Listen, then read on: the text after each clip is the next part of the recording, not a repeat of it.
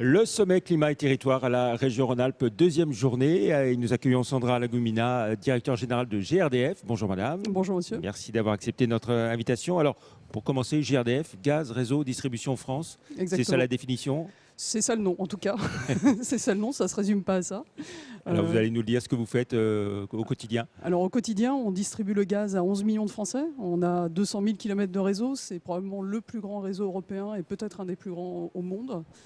Et nous avons une relation avec 9 500 communes à travers 6 000 contrats de concession. Donc vous voyez, on est présent sur les territoires, on est auprès des collectivités et auprès de nos clients. Et vous distribuez le gaz, quel que soit le fournisseur? Et on distribue... C'est votre caractéristique? Exactement. On est une entreprise régulée, donc quel que soit le fournisseur, on distribue le gaz et GRDF est là. Voilà, alors vous êtes très impliqué sur toutes ces questions d'environnement, de développement durable, de RSE également. Est-ce qu'on peut prendre un exemple très précis d'action que vous avez engagée?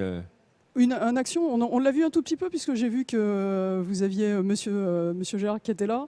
Un exemple tout près d'ici, c'est la vallée d'Arves, puisque c'est une vallée dont on sait qu'elle est encaissée, elle est magnifique, mais elle est encaissée, et donc elle souffrait de problèmes de pollution.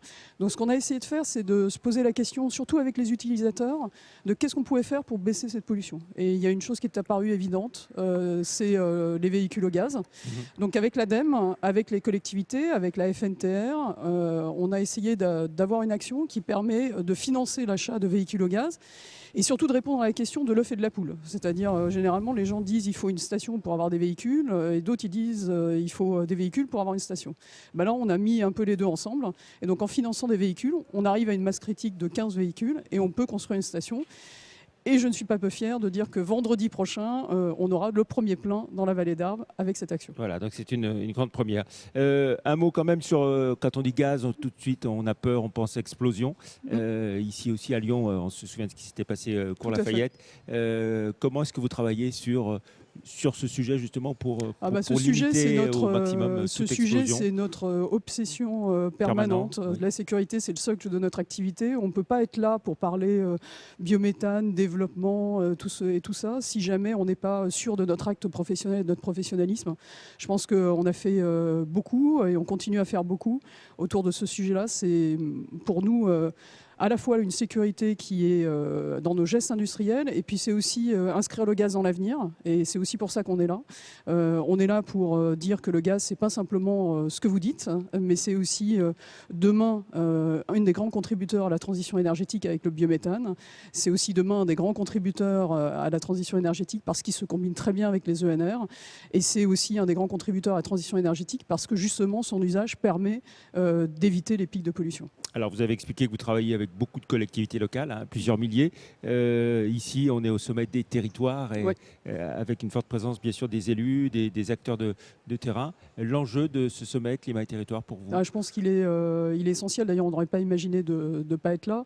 Il y a quelques années, quand on était intervenu dans le débat sur la transition énergétique, notamment dans le débat national sur la transition énergétique, on avait été la seule entreprise à faire un scénario. On avait fait, avec RTE bien sûr, on avait fait un scénario GRDF 2050. Et à l'époque, je disais, la transition énergétique, elle se fera dans les territoires. Et on était regardé un peu bizarrement. Et finalement, aujourd'hui, on voit que c'est une évidence, pas simplement en France d'ailleurs, hein, dans beaucoup de pays, c'est comme ça. Pourquoi? Parce qu'il y a des logiques d'appropriation de nos sujets énergétiques. Il y a une logique d'appropriation aussi par les habitants d'une volonté d'avoir un mieux vivre. Et ce mieux vivre, il passe par une nouvelle manière de vivre son environnement et aussi ces territoires. Voilà. Et le succès de COP21 en décembre, novembre-décembre à Paris, dépend pour beaucoup du succès déjà de ce sommet. Je pense que c'est une des pierres. C'est une des pierres importantes. C'est une des pierres qui montre la mobilisation des acteurs, les collectivités locales, les entreprises, et puis aussi un certain nombre d'autres acteurs, les ONG par exemple, qui sont très présentes ici et avec lesquels on travaille beaucoup. Non, je crois que c'est une belle manifestation. J'ai appris beaucoup de choses hier et surtout, elle a l'avantage de créer un écosystème, c'est-à-dire de penser à la fois la ville, de penser aussi la ruralité, de penser donc l'agriculture, le transport, l'énergie. Et je crois vraiment qu'on arrivera à faire ça si jamais on décloisonne un certain nombre de politiques. Et ça, ça se fera dans les territoires. Très bien. Merci beaucoup Sandra Lagumina d'être venue sur le plateau TV de cette Web TV du sommet climat et territoire. Merci, au revoir.